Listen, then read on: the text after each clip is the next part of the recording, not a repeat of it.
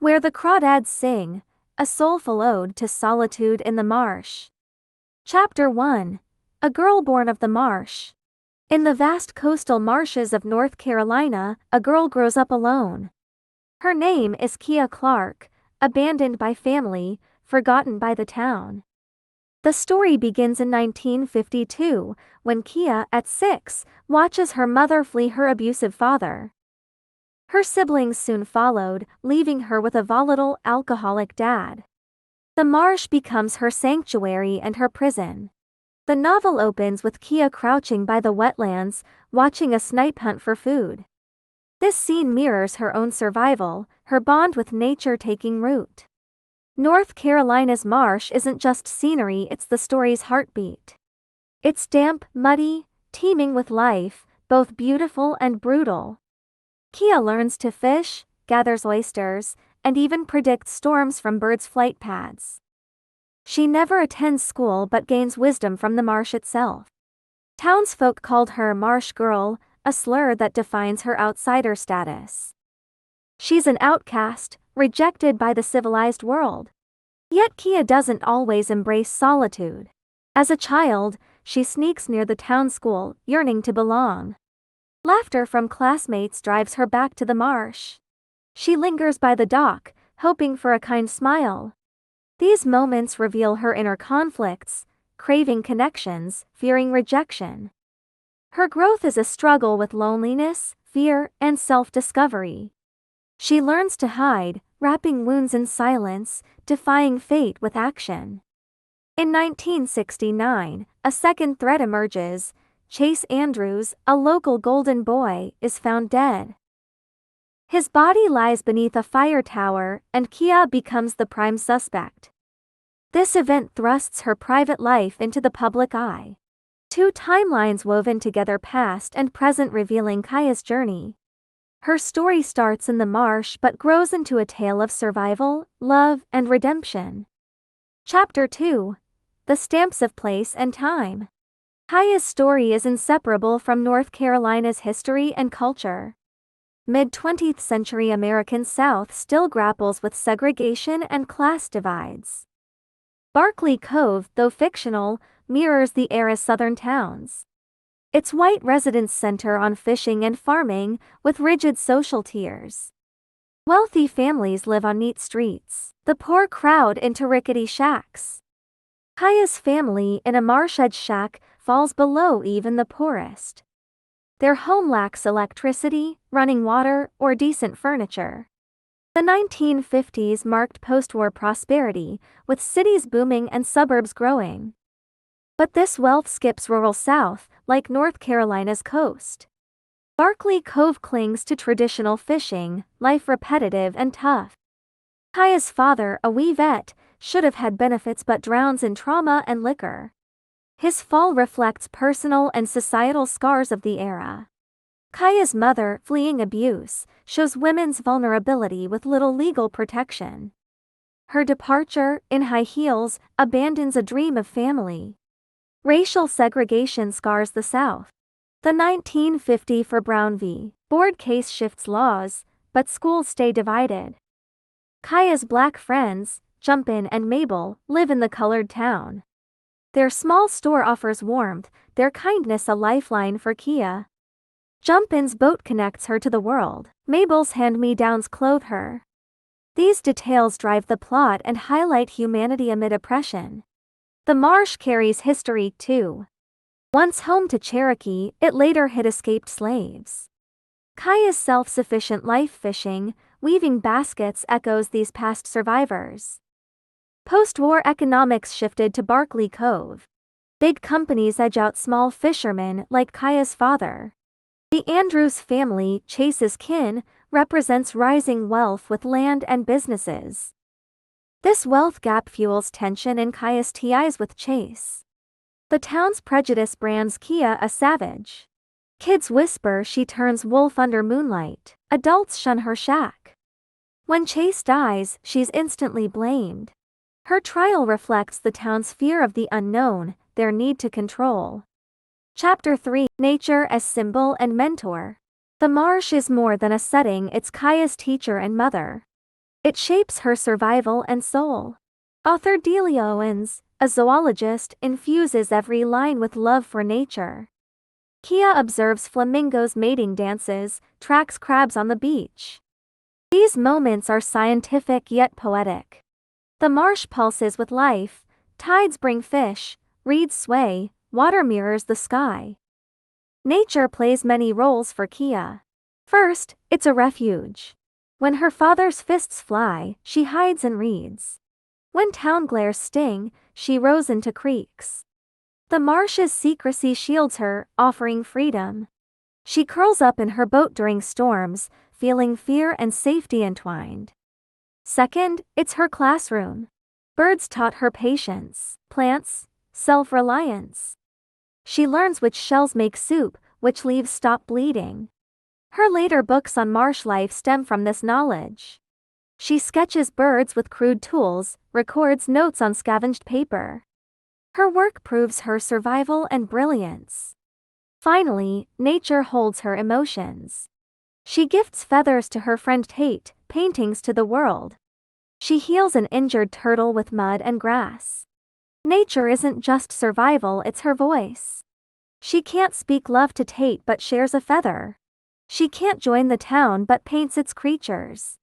Animal symbols weave through the story. Flamingos embody freedom, rare and trapped like Kia. Snipes, foraging alone, mirrored her solitude. She mimics their steps, learning survival. A praying mantis devouring its mate foreshadows her choices in love. Kia writes, "Nature has no morals, only rules." Turtles symbolize resilience, carrying homes like Kaya's grit. Fish reflect life's flow, their struggle in nets showing survival's cost. The marsh's ecosystem is a metaphor. Tides feed plants, plants shelter birds, birds curb insects. Kia sees herself in this cycle not alone, but part of life. Her steps matched the tides, her breath the wind. At the novel's end, Kaya's buried in the marsh, her bones blending with mud. She nourished the marsh, as it nourished her. This ending is both closure and transcendence. Chapter 4. A Symphony of Love and Betrayal. Kaya's solitude isn't absolute to men enter her world. Tate Walker and Chase Andrews stir love and pain. Secondary figures like Jumpin', Mabel, and her parents shaped her heart. Tate, her first love, is a gentle fisherman's son. He teaches her to read, starting with a tattered book. From letters to poems, he unlocks knowledge. His gifted feather becomes her treasure, a sign of trust. Kia writes, "Tate was the first who wasn't afraid of me." But Tate leaves for college, promising to return. She watches his boat fade, her heart breaking. She learns to guard herself. Years later, Tate returns with apologies and books. Kia, hardened, forgives but can't forget. Chase is different, Barkley Cove's star athlete, charming and cocky. He's drawn to Kaya's wildness, spotting her gathering shells. His pursuit feels like a hunter chasing rare prey. He gives her a pearl necklace, his mother's heirloom, claiming her. But his engagement to another reveals his lies. When he forces himself on her, she fights back, fleeing. His death becomes the novel's mystery. Did Kia kill him? Jumpin' and Mabel are her anchors.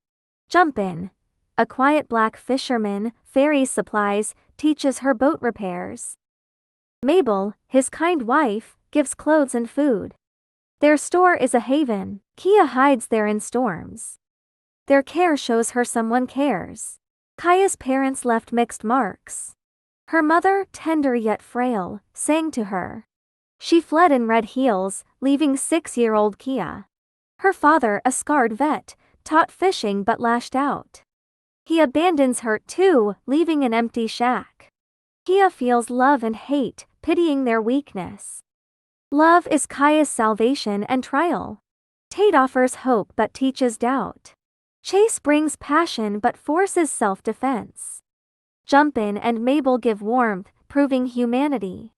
Her parents' exit builds her independence.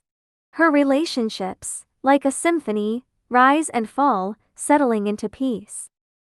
Chapter 5. Society's Judgment, Self's Redemption. Chase's death lands Kia in court, the town's biased a sharpened blade. The trial tests humanity and justice. The prosecutor paints Kia as a cunning savage. He cites her reclusiveness, strength, and marshing knowledge as proof. But evidence is flimsy, no witnesses, no fingerprints, just gossip. Her lawyer defends her with her loneliness. He asks, why would a forgotten girl harm anyone? Kia's acquitted, but the trial bears society's hypocrisy. They fear her differences, blind to her purity. Courtroom drama unfolds. A rope near the tower is called Kia's trap, but it's common fishing gear. A witness claims seeing her, but times don't align. Kia sits silent, her stillness unnerving. The jury debates a day, narrowly voting not guilty. Boos erupt, but Kia walks free to her marsh. The trial is her redemption. She never pleads, choosing silence as strength. She proves worth through action, publishing Marsh books. Her bird guide gains notice. Her plant book hits university shelves. She buys paints with Jumpin's gas money, writes with Tate's lessons. Acquittal isn't her when finding herself is. She forgives her mother's flight, her father's pain, Tate's betrayal. She writes, they did their best, they just couldn't stay. She plants a garden, greets tides, finding peace. Chapter 6. Truth Revealed, Fate's Cycle. The ending stuns. After Kia's death, Tate finds her diary and Chase's necklace. She killed Chase, luring him to the tower. She faked a trip, returned secretly, pushed him as he leaned over. She rode home, crafting an alibi. She writes, he'd have ruined me like he ruined his marriage. The truth flips expectations but fits. Kia's laws come from nature. Mantises kill mates, birds defend nests. She saw a mother bird killed for her young.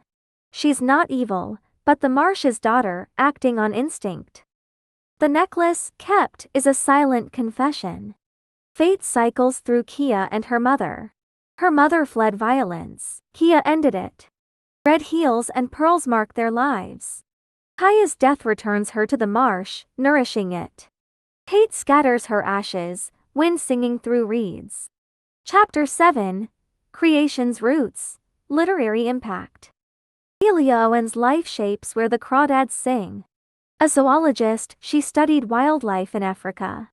Living with lions, she logged animal behavior. Kia's birdwatching mirrors Owens' fieldwork. She said, Kia came from my lonely days with animals. At 70, Owens wrote her debut in Idaho seclusion. It sold 18 million copies, translated into 50 languages. The 2022 film grossed $140. It blends suspense, coming of age, and nature writing. Owens' poetic marsh descriptions immerse readers. Kia's loneliness and grit feel raw. The novel sparks wetland conservation. Readers visit North Carolina's coast, join eco efforts. Kia inspires women, her hashtag trending online. It joins high school curricula, like To Kill a Mockingbird. Chapter 8. Solitude's Song, Humanity's Echo. Where the Crawdads sing is about loneliness, but it's everyone's story. Kia's abandonment finds solace in nature. Her scars bloomed into strength. An outcast, she carves her dignity. Like a snipe, she walks alone, leaving deep tracks. Crawdads names a place and a feeling. Crawdads hummed quietly, like Kia's silent voice. Her paintings praise life, her actions embrace solitude. She becomes one with the marsh. It transcends suspense, probing deep questions. How do we find meaning in isolation? Kia's answer: nature, knowledge, persistence. Her story says loneliness isn't a curse, it's freedom's path. Her soul echoes in the marshes, rippling in every reader's heart.